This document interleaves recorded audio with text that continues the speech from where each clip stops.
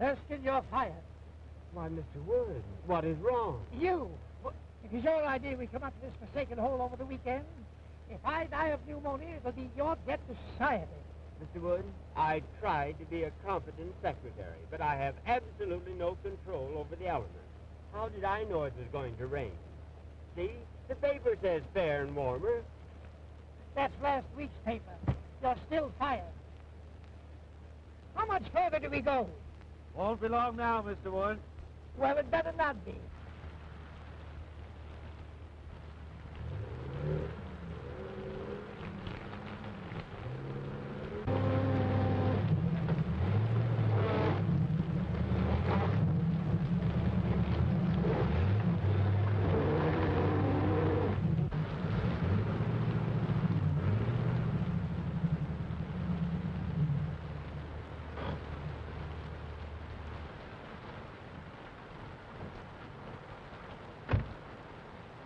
Something the matter? I guess we're stuck. You guess you're stuck. What are you trying to do? Kill me? Oh, no, it's not as serious as that. We just skidded into a fallen tree. Don't stand there. Don't stand there like a trained seal. Suggest something. I'm sorry, sir, but I never did work well underwater. I know this part of the country intimately. There are several houses nearby. We can walk to one of them. Swim, you mean? I see a light down that way. You couldn't see a light if you looked at a forest fire.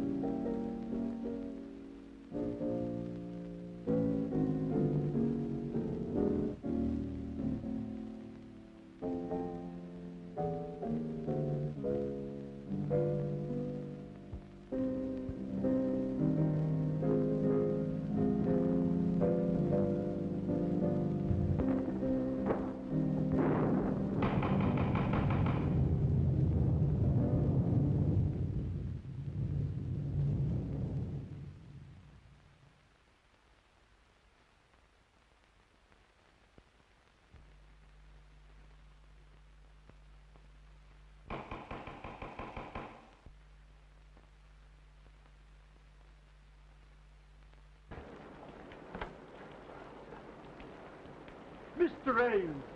Oh, hello, Caraway. I'm sorry. I didn't recognize this as Dr. Kent's house. Just a moment, Ames. I don't know who this Dr. Kent is, but I'm getting out of the storm even if it's to be the missing link. Coming in, Mr. Ames?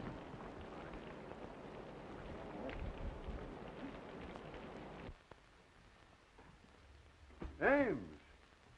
Well, this is a surprise. Good to see you. Yes, I suppose it is a surprise. We skidded off the road, hit a tree, and became mired in mud, and yours was the nearest house. Oh, pardon me, Dr. Kent. This is Herman Wood, the famous theatrical producer. You no doubt have heard of him, even if you haven't met him. Delighted, Mr. Wood. You're courageous to face the storms we have up here. Courageous. Insane, you mean? How do you do that? And this is Homer Erskine, his secretary. How are you, Erskine? All wet. I agree with you for once. Hello, Gloria. Glad to see me. More than you know. A certain gentleman here doesn't take our engagement seriously. Harry. Hello, Ames. How do you do? Gloria. This is Mr. Wood, Mr. Erskine, Miss Shaw, and Mr. Terry Gray. Oh, Mr. Wood, I've heard so much about you. Yeah, I was afraid of that. How are you, young man? Still quite normal, thank you. Nice of you all to drop in like this. Your idea, wasn't it, Ames? After all, you were invited. That had nothing to do with it, and I assure you I wouldn't be here now if I could help it. We were just driving to my place where Mr. Wood was going to hear me read my latest play. Another play, Preston? My, you are prolific. Well, play or no play, I ought to be in New York, in bed. Well, I'm afraid you'll have to remain my guest for the night. My chauffeur tells me the roads are completely out. Oh, forgive me for keeping you in these wet things. I'll have Caraway show you to some rooms immediately. Then you'll join us for a cocktail before dinner for your staying, of course. Well, I like the cocktail part of the program. Oh, Caraway, take Mr. Ames and his friends upstairs immediately. Owing to the storm, they're going to stay for the evening. Yes, sir. This way, please.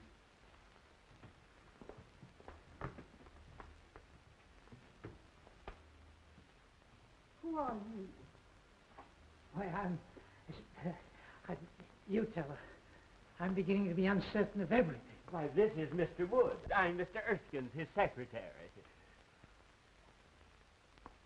I pity you so much. You're surrounded by tragedy and sorrow. Oh, you are psychic, Beatrice. Mr. Wood is the greatest producer of tragedies and dramas in the country. You mean he was?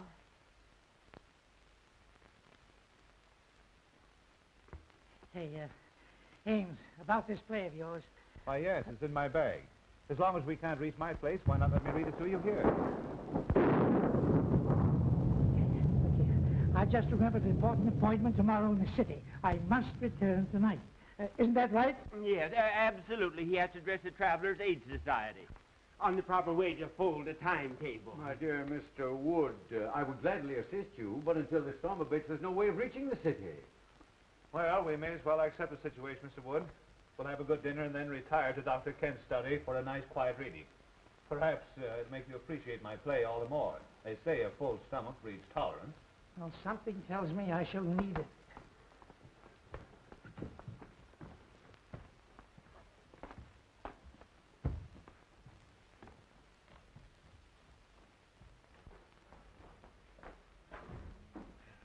Mr. Ames, this is your room. You've used it before. This way, gentlemen, please. This is yours, sir. Right. And this is yours.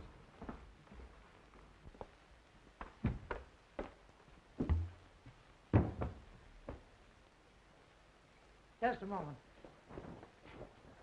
Have that coat dried out. Yes, sir. Right away, sir. Anything else, sir?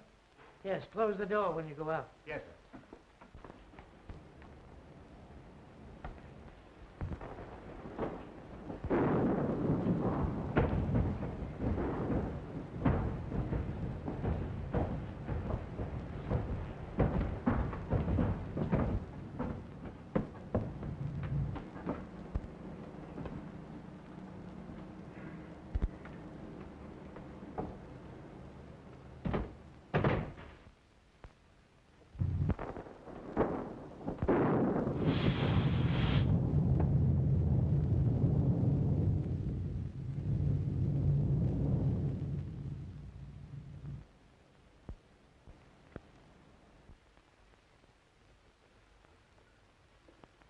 Well, the ghost walks tonight or never. You don't sound very hopeful. To the contrary. Not only hopeful, but brave.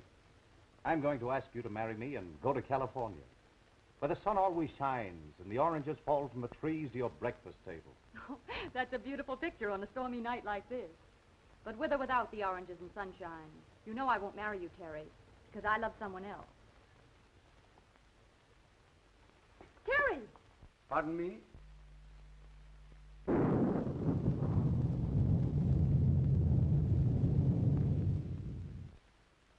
You're not a very easy man to discourage, are you?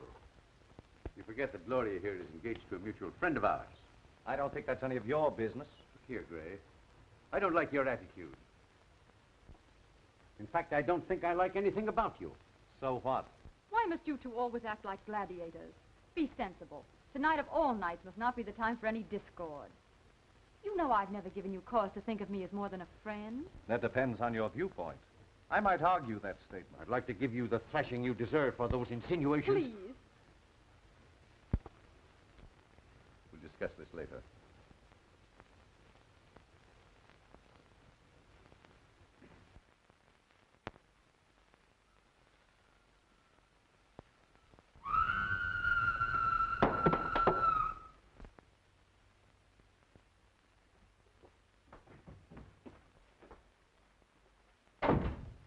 Erskine. Did you hear that scream? Yes, you sounded like a grand opera star with acute indigestion. Worse than that. Sounded like something unhuman. Oh, pure imagination. If I allowed a noise like that to scare me, your voice would have killed me long ago. Look here. Are you trying to insinuate I'm afraid? I'm just nervous, that's all. What kind of a madhouse is this, Oh, anyway? don't be so excitable. It's probably your liver acting up again. Have you your pills?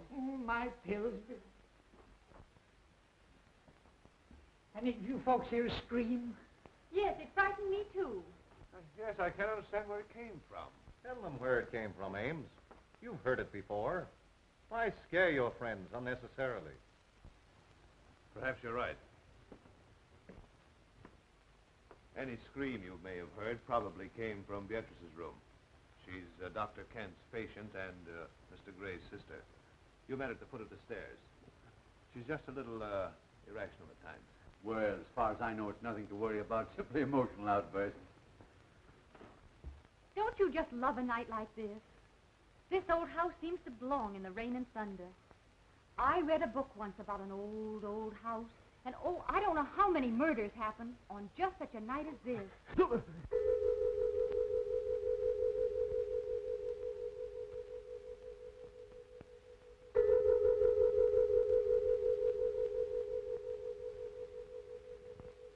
Was that the clock? Yes, I guess so. I think so. It must have been. But it's a union clock. What do you mean? Well, it strikes any old time.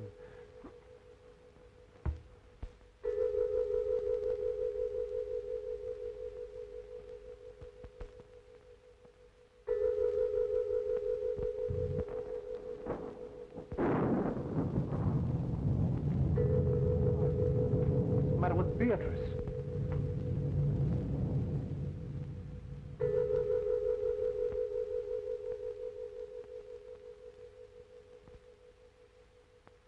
Yes, John. I am waiting for you. I am waiting.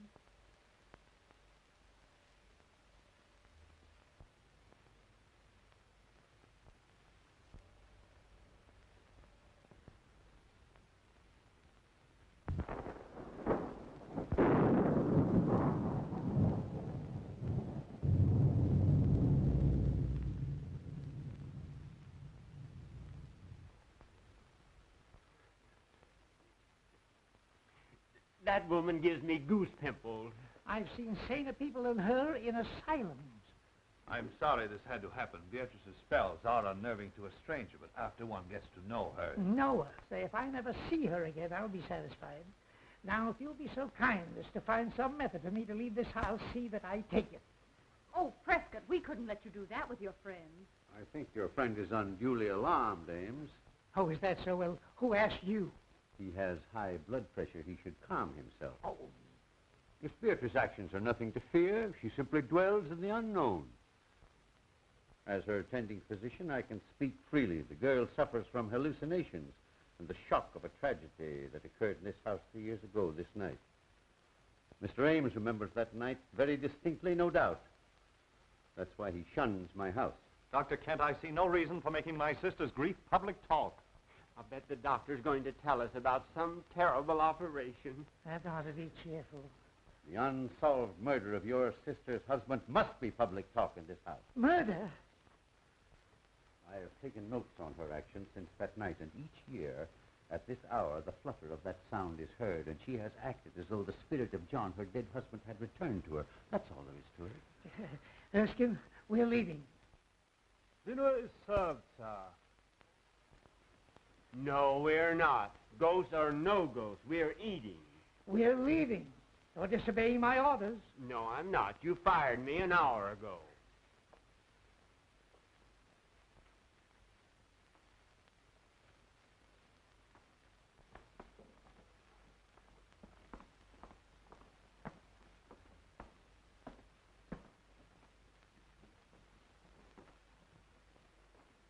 Gloria, Mr. Ames, Mr. Wood, Mr. Erskine. Hope you're all as hungry as I am. Just give me an aspirin. Just give me anything but a tomato surprise. I've had shocks enough. This is about as cheerful as an undertaker's picnic in a cemetery.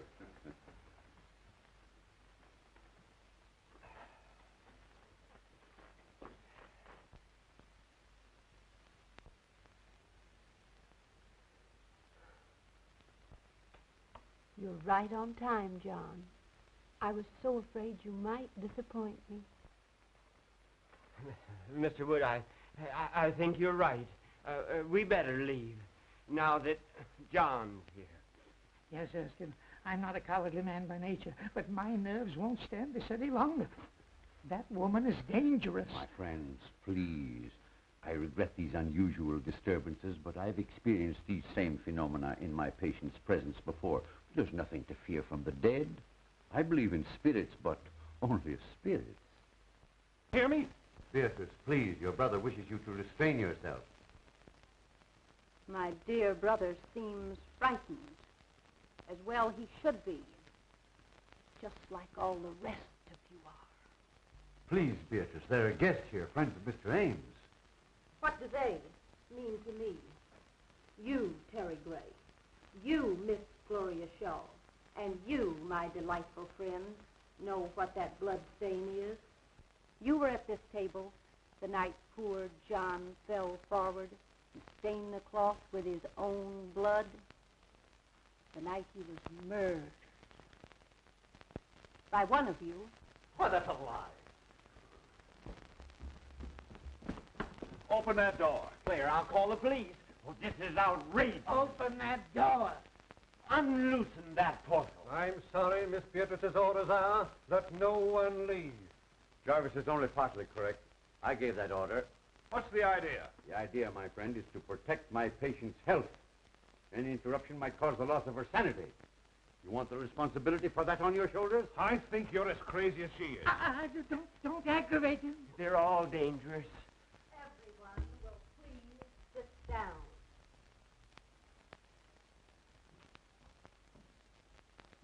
You can't frighten me into anything. I don't know who killed your husband, but I believe your brother can tell you. I thought you'd try to insinuate something like that, and I'm glad you did. Now I can voice what I've suspicioned these past years. You were jealous of John. You wanted to marry Beatrice for money. You, a penniless hack playwright. She preferred John, and you killed him. There's always been insanity in your family. Wait. He's right. I, too, always thought you killed John. You're unscrupulous enough to have done it. That's enough of that kind of talk. You aren't free from suspicion either. As John's cousin, you inherited more money from his death than I did. How dare you say that? I can't listen any longer. In the name of humanity, allow Erskine and I to get out of here before they kill each other. I appreciate that we have outside witnesses to what is going to happen. There is a murderer in this room, and we're going to find him. John, tell me the person who killed you. Speak quickly. Why don't you admit it? Hurry, before it is too late. You'll talk now or I'll break your neck. Lights! John! John! Speak to me, John! Jarvis, turn on those lights.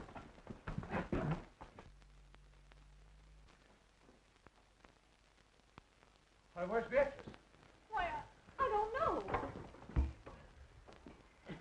Dr. Kent, I demand I be allowed to leave this room. And I'm with you. Remember my years of devotion to you. Divided we arrive, but united we leave. Of course, I'd give anything in the world if this hadn't happened. Jarvis, open that door. Oh, Mr. Wood, I'll see you later. You'll not see me later. Not for a month, not for 10 years. I'm getting out of here.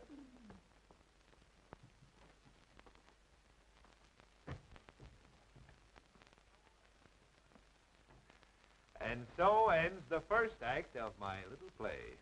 Oh, darling, it was wonderful. Well, we certainly scared those two. Nelson Wood's famous for his temper.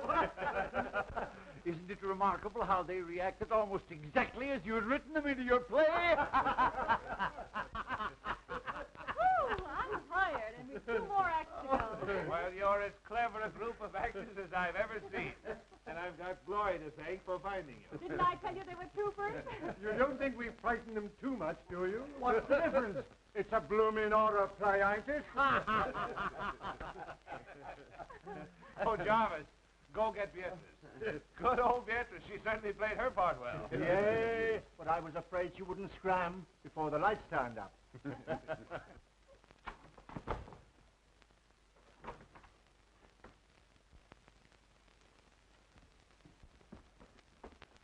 Beatrice, are you hurt?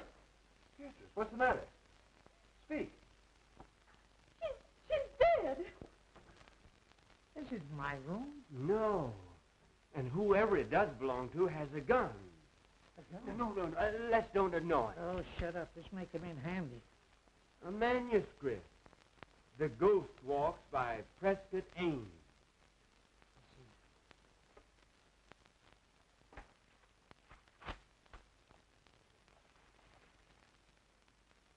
As the group seat themselves at the table, the vacant chair also moves out as if an invisible person was preparing to sit down. All eyes are on the chair. As the vacant chair slides back to the table, Beatrice addresses its invisible occupant. Beatrice speaks. You are right on time, John. Erskine, we've been witnessing a dress rehearsal of Ames's horror play. You mean all those scares were part of the play? Certainly. Wait. Here, let's try it again. Here, listen to this.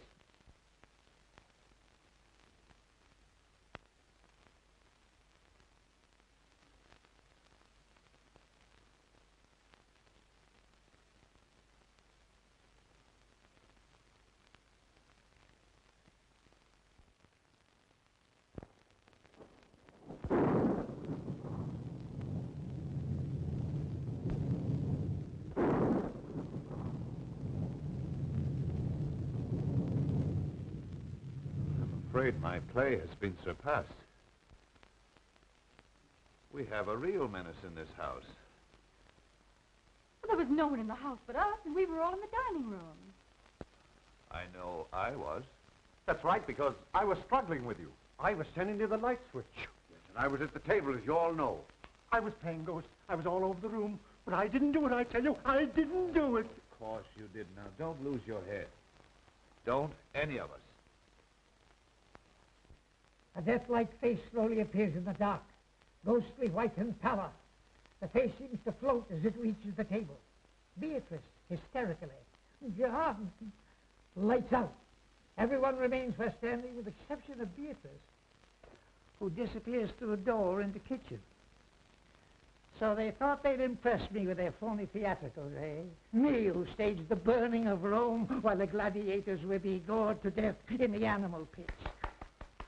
I wasn't scared a bit. Neither was I. No, what are you doing under the table? Well, I was looking for you. Ridiculous. I hate cowards. When we get back to town, remind me to fire you.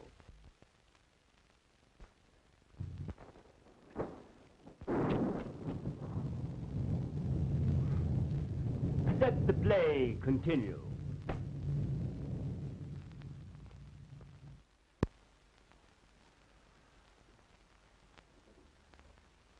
Now that the play is over, I'll have to tell Wood what's happened. Here he comes now. Ha! Still making merry, I see. Well, we thought we'd come down again. It's too quiet upstairs for us. Yes, we were used to shrieks, sirens, and suicide. Yeah. Why, what seems to be the trouble? Has Miss Beatrice been found? Yes, she has been found. Dead.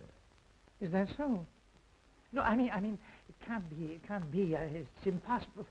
What are you talking about? Mr. Wood, I'm trying to tell you that Beatrice is dead. Beatrice is dead. I don't believe it. Let's put this whole thing straight to you, Mr. Wood. We're all actors, hired by Ames here to present his play to you. Actor? Everything that's happened since you arrived was part of the play. Except poor Beatrice's death. Mr. Ames, am I to understand that I've been witnessing part of the play you were to read to me? Yes, I thought it a good method of presenting it to you. You see, this is really my house, and the fallen tree on the road was all part of my scheme to fool you. The storm, of course, was an added break. Well, if these chills and frills have been theatricals, where does the death of Beatrice fit in? Surely you don't destroy your characters. Somebody evidently does. We don't know any more about it than you do. The police should be notified. Now, wait a moment, everyone, please. I know that this is even more confusing to Mr. Wood than it is to us. He still believes we're putting on the play. So the only thing we can do is to show him Beatrice. By all means, do. Yes, death is no novelty to us. No. We stage it 8 times a week, including matinees. And benefits. Now, remember, no one is to touch the body until the police arrive. In there.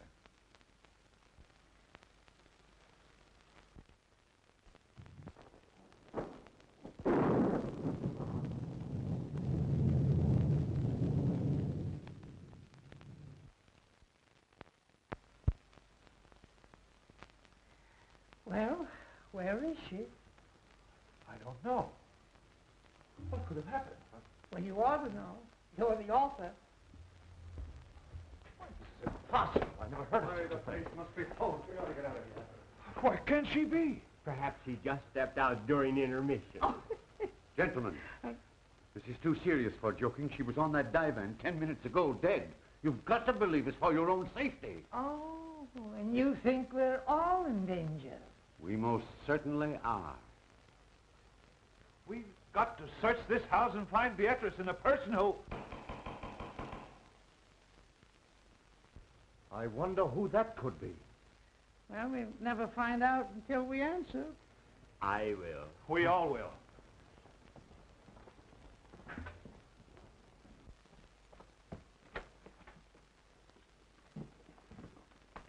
Who are you? Who are you? A guard from the Greystone Sanitarium. Seen anything of an escaped patient around here? What kind of a patient? A quiet one, until disturbed, at which time he becomes slightly murderous. Well, so help me if this ain't a night. Oh, what's going to happen to us next? Who are these people? I didn't know anyone was living here until I saw the lights. What makes you think he came here? Empty houses make good hideouts. I never saw or heard of anyone living here in the past few years. Well, I've been living here about a month. I think you've come to the right house at that. Yes? Has anything happened? Uh-huh. A murder and a disappearance. What are you winking about? Winking? Why, my dear man, you're saying things. I simply stated a murder had been committed. Murder? Ah. Well, it's him all right, then. Well, who is this man you're looking for? At the sanitarium, we'd call him Case 222. I guess you'd call him a homicidal maniac. A maniac? And you think he's loose in this house? Now, be perfectly calm. If my patient is here, and you scare him with hysterics, he might tear you apart to see what caused the excitement. Oh. That reminds me. Has anyone called appearance? No. Well, that's a usual procedure, isn't it? Oh, we forgot to, I suppose. But there's a telephone right here in the study. Telephone?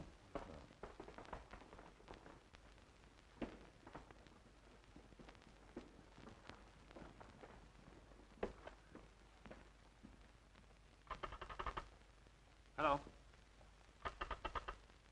Hello?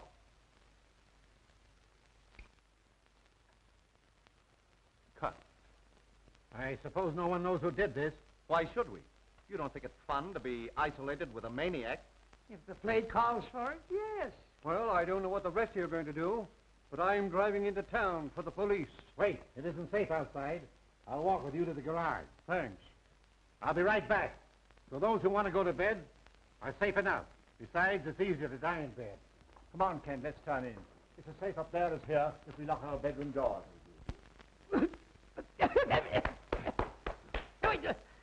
What's the idea? Why, you're choking terribly. Well, can you do any better? You know, I had a hunch that Beatrice should never appear in a horror play. Why? Too highly strung and impressionable. A fatalist. She figured if you were paid to scare people, the law of compensation would see to it that you got scared yourself. Utter nonsense. How could anyone possibly foresee a maniac coming here tonight and committing murder? Don't interrupt him. The play's improving. Not enough action for me. Tell me, Ames, just how did you happen to come to this house yourself? funny you should mention that. I was just asking myself the same question. Of course, you saw that painting in the drawing room of Gussie Gillis. Sure, everybody knew him. And his history? Naturally. Personally, I thought he was the worst butcher who ever severed a tonsil. Right. And you remember how 9 of his patients mysteriously disappeared after he treated them? They were murdered. And when the police came to arrest him right here in this house, he committed suicide. He lost his mind from the strain of his surgical work, I guess. Get to the point, man. I know all that record. Now, you say this house was his. How did you get it? Why, that was easy. I simply advertised for an old, isolated country home. And the real estate agent for the Gillis estate answered and said he'd be glad to rent me this place. It's been vacant ever since the doctor's death. People were afraid to live in it because of the crimes that were committed here. It's supposed to be haunted. And the local people swear they've seen the lights go on and off in this house even while it stood unoccupied. Well, the rest of the story is short. I wanted to write a play in the same atmosphere he had lived his ghoulish life, so here I am. I'll bet he'll come back to haunt you for this. Did Jarvis get away all right? Yes. There's no one around the ground, so I think I'll search upstairs. I'll go up, too. I'm going to bed. And I'm resigning from your cast. You playwrights are all screwy. I take it that this ends the second act. Now, if you don't mind me saying so, I think your play is rotten. Well spoken, Erskine. Forget about being fired. Let's go to bed. Yes, go to bed, Mr. Wood, and get some sleep. You insist the play is still on, but we've tried to tell you that it's ended in a tragedy. Good night, sir. Good night, Miss L'Oreal. Good night. Ames? Good night. Be sure and let us know if anyone else is murdered. I can't convince those fools. They insist we're still playing for their benefit. Oh, I wish we were out of this dreadful house. First it was Terry pestering me, and now this awful tragedy of tonight. Don't worry, dear. You look all worn out. You get some sleep, and I'll see that nothing disturbs you. Oh, I'm too frightened to sleep. Tell me the truth. Who do you think could have killed Beatrice, and where do you think she could be? Well, personally, I believe it was just a burglar who's long since disappeared. Then why would he steal the body? Oh, to cover up the crime, I suppose. Now, you go to bed, dear.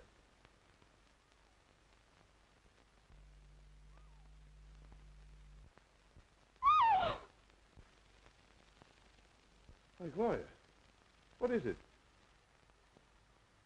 Oh, you poor kid, your nerves have completely gone.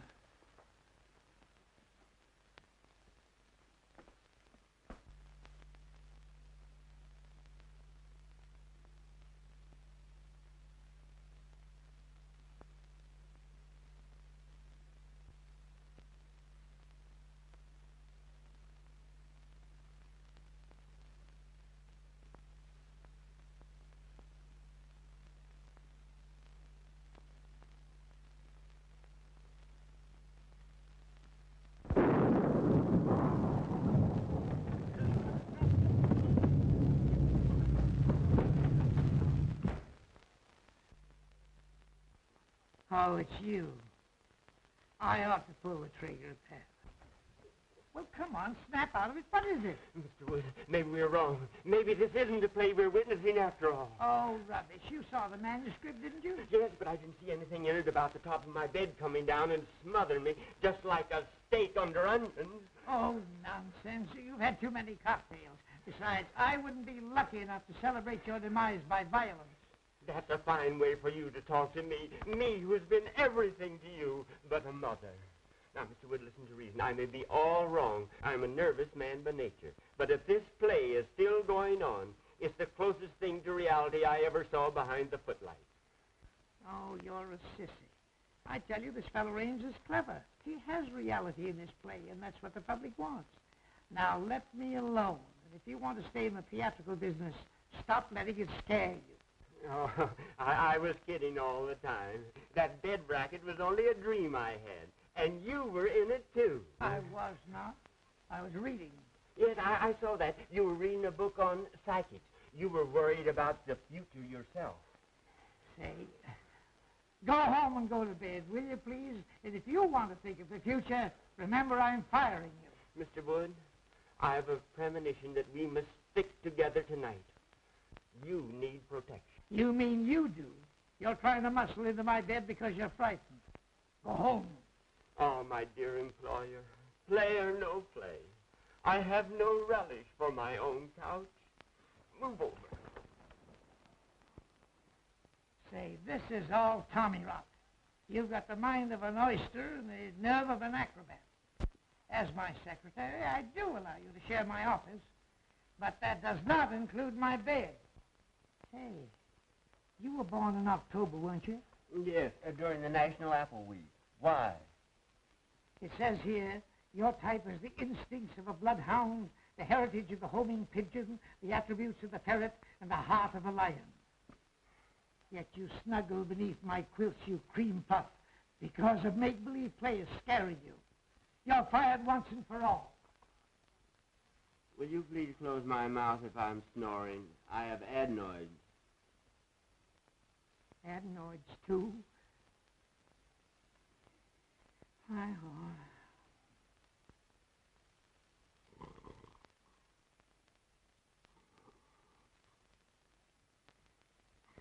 Homing pigeon, ferret, lion. I'm sleeping in a zoo.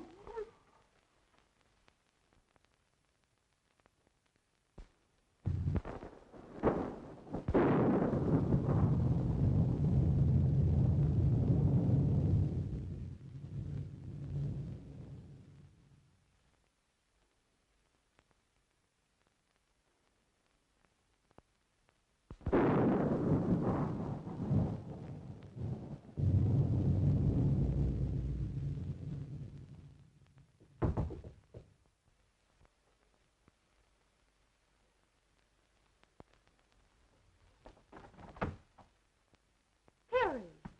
I was worried about you. Up here, all alone. I'm all right. Listen, Gloria. You know I love you. Why do you always give me the cold shoulder? I'm just not interested, Terry.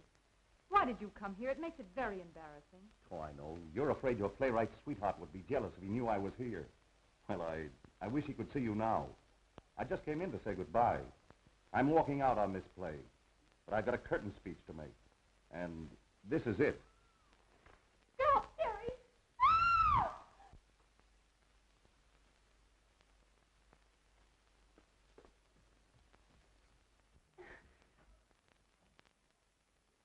Gloria!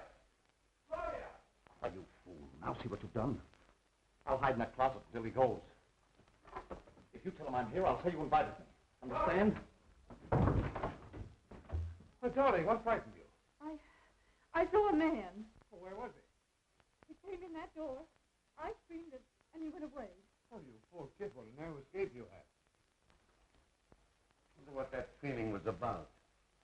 There's a light in Gloria's room. Let's see what's on.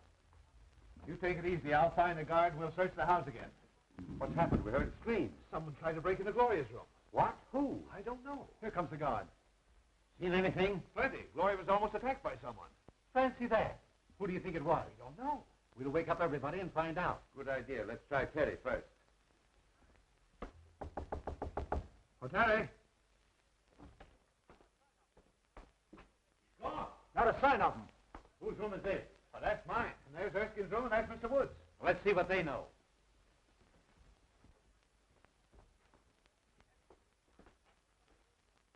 Empty. Darn the luck. I wonder if that maniac could have tried Wood's room before my mind snaps to. Eh? Oh.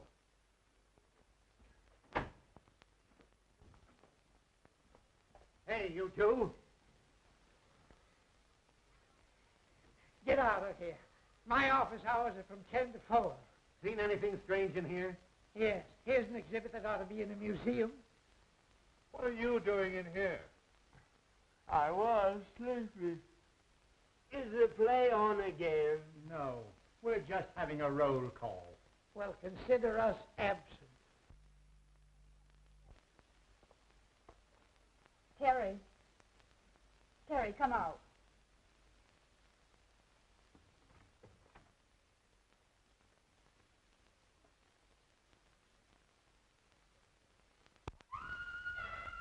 Gloria.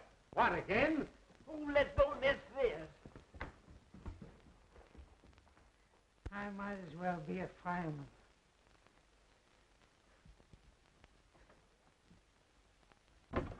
Gloria, what is it, dear? It's Terry. He was standing right in that closet. He's disappeared.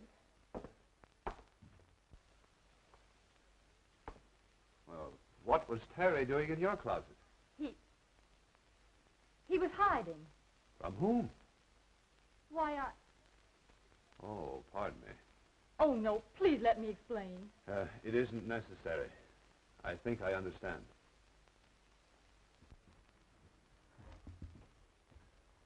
I'd sooner trust a lunatic than I would a Yes, woman. they're more reliable.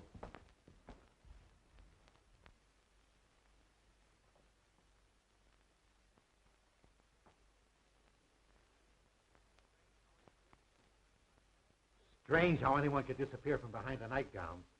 You couldn't from behind my cousin's. She weighs 250. Are you winking at me again? Say, let's go down and get a drink. This isn't a horror play, it's a bedroom farce.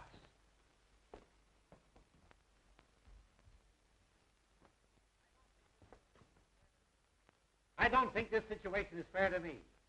You people are of very little help. That patient of mine is evaporating. He thinks all I've got to do is to look for him. Besides, I promised to be a fourth of bridge tonight with some friends of mine. Speaking of wasting time, Jarvis should have been back from town with the police long ago. Oh, Caraway. Will you and Kent go back upstairs, please? Just to be near Gloria. I couldn't stand seeing her myself just now, but I don't want to expose her to unnecessary danger. I understand. We'll be glad to help. I'd just as soon go up again anyway. I'm dead. Please don't use that word. I don't like that fella Caraway. Oh, forget it. He's just a seedy butler. Well, I feel duty-bound to see this night through. I live here and all that, but I'm beginning to reach a breaking point. The situation is getting out of hand. It seems to me you're about as useless a guard as I've ever seen. Well, I've worked in 2 penitentiaries and 3 asylums and never had any complaints. Best actor of the bunch. Well, boys, I'm going to retire from now for the second time tonight. Abe, go on with your rehearsal, but don't disturb me for the finale. And again I say, good night. Please continue. I never walk out on anything that doesn't cost me something. What does he mean? Oh, these fools think we're putting on a play for their benefit. I'm hungry. I could destroy a few vitamins myself. Well, you'll find some food in the kitchen. I'll be waiting for you here.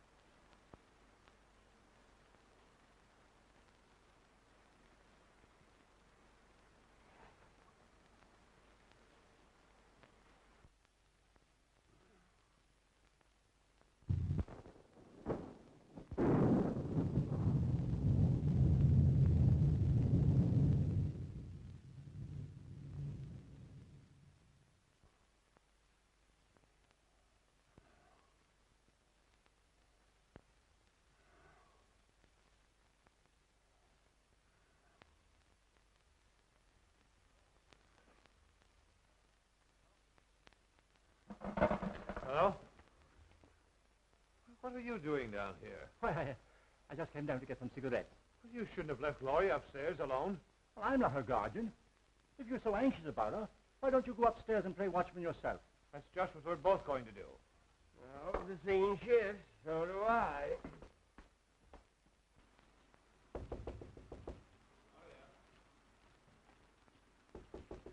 Gloria?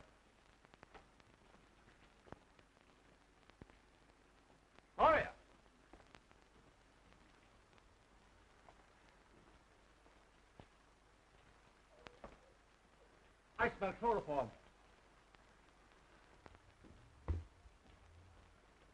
This is all your fault. I told you not to leave her alone. We'll arouse everyone. Oh, Kent? Well, Mr. Wood. He's probably in his room.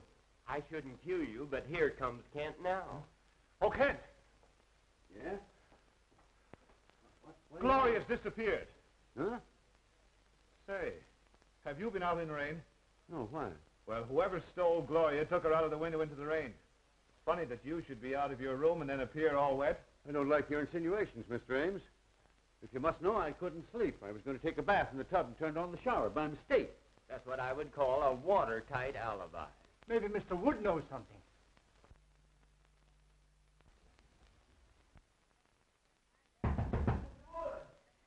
I'd have more privacy in a convention hall. Come in. Mr. Wood, some gentlemen to see you. Have you seen Gloria? He doesn't seem to be here. Why? Gloria has been kidnapped. Goody, goody. I say, that's beastly rude of you. They accuse me, but I think Teddy's the guilty one. He's gone, too. They've got to search the whole place over again. Get up and see the fun. It's better than looking for a good candidate before an election. Not me. I'm staying right here. Now, if they don't stop this fool play and get out of here, I'll rid the world of the entire cast. All right, stay here. I hope you're the next victim.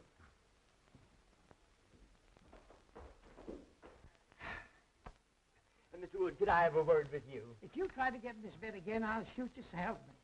I only wanted to say that you're right, as usual. The play is still going on. Of course I'm right. I know the theater like Barnum knew his elephants. And I'm not cross with you, Erskine. In fact, I'm going to raise your salary. Thanks. People don't disappear every 5 minutes in real life. Unfortunately, some don't. I'd like to get some sleep. But the play... Earn some of the money that I pay you by watching it for me. Why, I thought you fired me. Not till we get back to town. Now, shut up and get up. Guard! Guard! Huh? What do you want? Fine, help you are. Gloria's been stolen. You're standing around here eating chicken. Well, one must eat occasionally. What makes you think the lady was stolen? Rather an antiquated way to acquire a woman, isn't it? Oh, shut up. Her window was open. She must have been taken out of the house. I'm going to search the grounds. I'm with you, Ames. Hey, you. Come here. Where's your friend? If you mean my honored employer, he's upstairs in bed. I think I'll go up and look him over. There's something queer about you both. He winks at you and you wink at me. And I don't like it.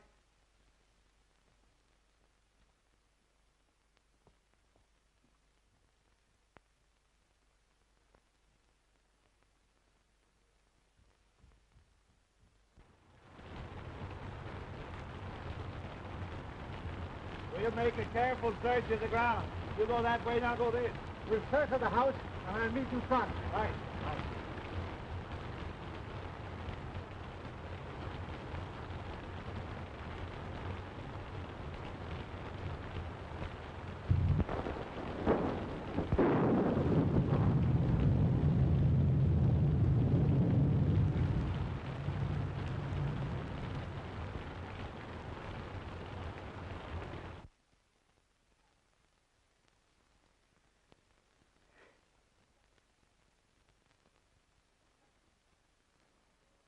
Who's there? Only me. Oh, my old friend from the insane asylum. Come on in, sit down. Make yourself at home. Everybody else has. Hey, look here, old man, pal to pal. You're not really an asylum guard, are you? No. How did you get? Yeah, you can't fool an old-timer. You know, you're wasting your talents here. You're too good for this stuff. The whole world knows that. I said good, not perfect. Like that play. You know, I've been thinking that over. It's mighty darn gripping. I think it's pathetically bad. I'll have no part in it. Are you under contract to Ames? Me? I should say not. But I'm ready for a presentation now that will astound the world. I believe you are. I'll bet you'd be a sensation and a good part. And I'm going to give it to you. Herman Wood, the man who has given more stars to Broadway than Edison has electric lights, will star you personally in an extravaganza. Splendid, splendid. Oh, are you busy Thursday? Let me see. No, I have nothing planned. Good. Come to my office next Thursday and we'll sign a contract. Splendid. But you should see me work first. Well, what are you doing now? Wasting time talking to you. Come with me, and I will show you real dramatics. Are you kidding? I never joke. I will show you drama. Stark, throbbing drama, with a master touch of comedy. By golly, I'm with you. Just wait till I get my slippers. Don't forget, Thursday. Come.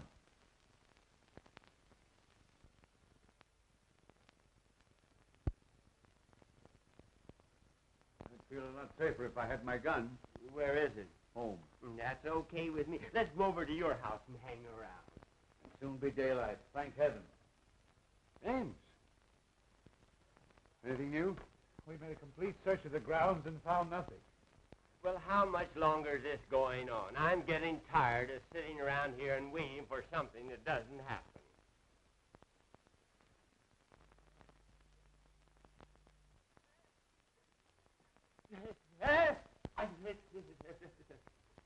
The picture. It's alive. It winked.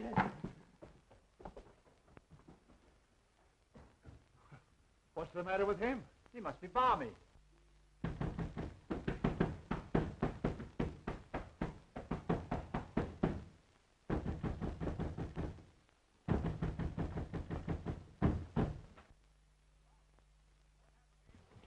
Charles, what happened to you? Remember when I left the house to get the car and the cops?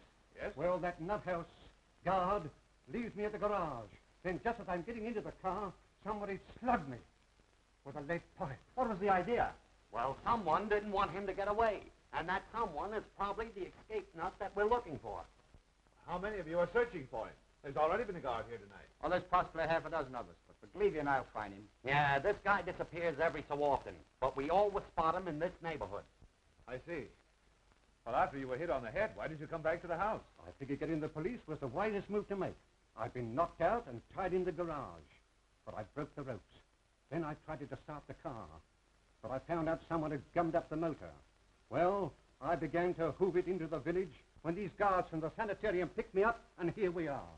Has anything happened since I left? Yes, Gloria's been kidnapped and Terry's disappeared. And now that Erskine person's gone violent. Oh, yeah? Well, I'll handle that. Help! Help! What's the matter? Mr. Wood is gone. What? I said he's gone, and so is the guard.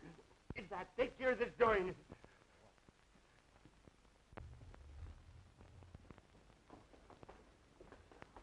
Oh, what's the matter with it? Its eyes moved. It glared at me. Why, it's as solid as the wall. You're daffy. Those eyes never stared out of nothing but a paint pot. I say someone looked out of that painting. Okay, brother, we'll soon find out who's nuts around here.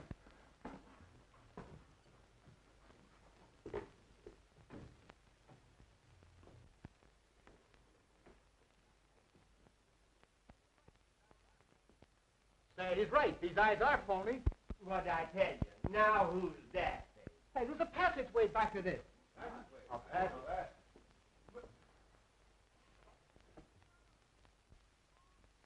Look! It's moving!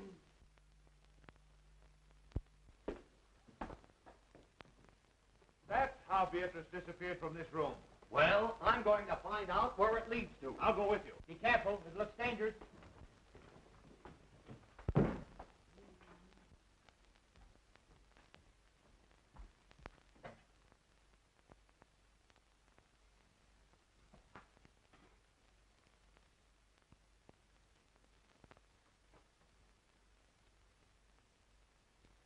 My friends, since your entrance into this house, I have worked toward bringing you into this laboratory. Years ago, a famous surgeon lived, worked, and studied here. His name was Guthrie Gillett. He is dead now, but I, Professor Elmer Trickery, will carry on and improve his work.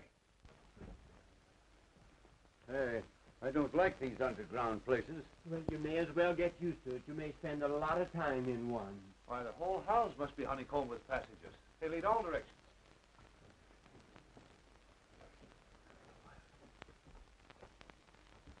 I am the greatest genius you have ever seen. I have mastered my work. Work that has produced power almost divine.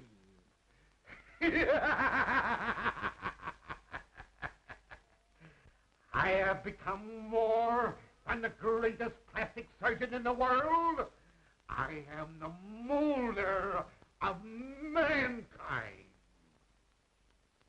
I have reached a great decision. That is why I've allowed you all to trespass upon the seclusion that I have enjoyed in a supposedly deserted house. I discovered this old house at Dr. Gillis's on one of my many escapes from the sanitarium. It is admirably fitted for my work. All I needed was patience. And now I have you, healthy people, who can't stand the rigor of certain small operations.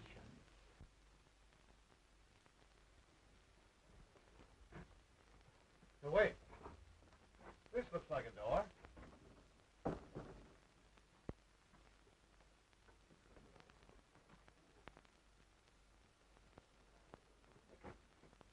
See where that leads to. This patient you're looking for, is he violent? Sometimes. He almost killed a guard tonight when he stole his uniform. Oh, and he winked at me. Leads into an open room with a swinging bookcase. Then Gloria did see something in that study. We've got to find her before anything happens to her.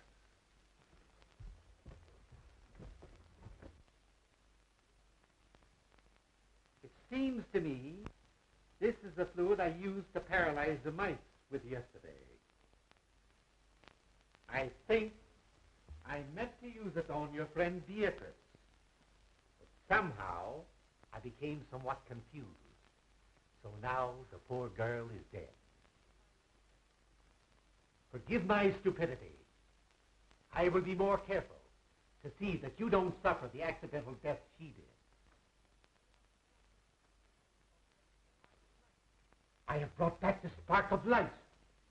I am colossal. Oh, my head aches. Take that smelling salts away. You're choking me. I am awfully embarrassed. I thought I killed you, but I only gave you a headache.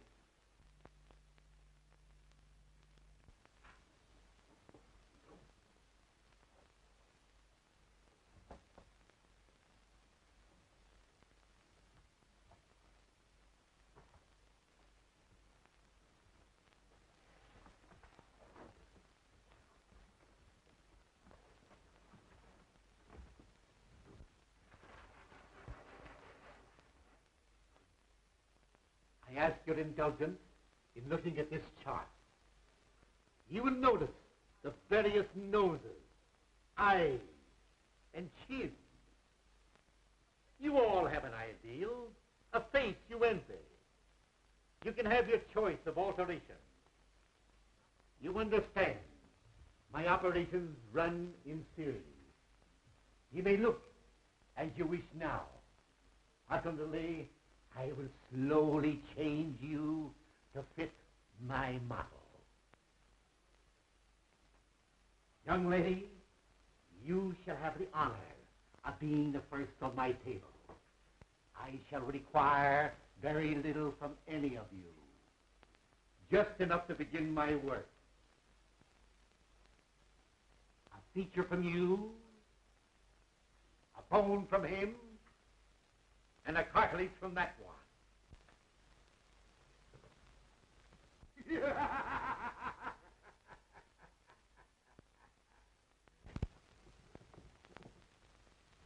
It's the guard. It's Professor Twiddly, the guy we're looking for. Then he's the nut. Well, he's dangerous. Let's get him. Wait a minute. Better not get him excited. I know how to handle him. Hello, Professor. Why, Mr. McLeavy, what are you doing here? Can't you see I'm busy? Sure, but you've got to come home with us. It's important. Home? Is there anything wrong? Why, don't you remember? You operated on your old friend, Julius Caesar, a couple of days ago? Did I now? Sure. Funny, I forgot. How'd it turn out? Not so good. That's why we have to hurry back. You see, he got tired of his Roman nose, so you grafted on a new one. But you put it on upside down. And on rainy nights like this, the poor fellow can't go out for fear of drowning. My. We'll return at once. Poor Caesar must be miserable.